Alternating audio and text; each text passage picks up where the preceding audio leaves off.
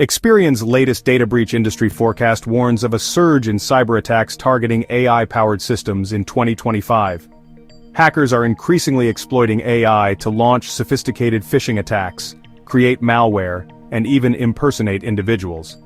As AI continues to evolve, so too do the threats it poses. Businesses must be vigilant and invest in robust cybersecurity measures to protect their sensitive data and systems.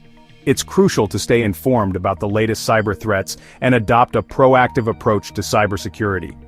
By staying ahead of the curve, organizations can mitigate risks and safeguard their operations. Make sure you subscribe to TheFinRate for latest news and updates from the fintech world. Thanks for tuning in.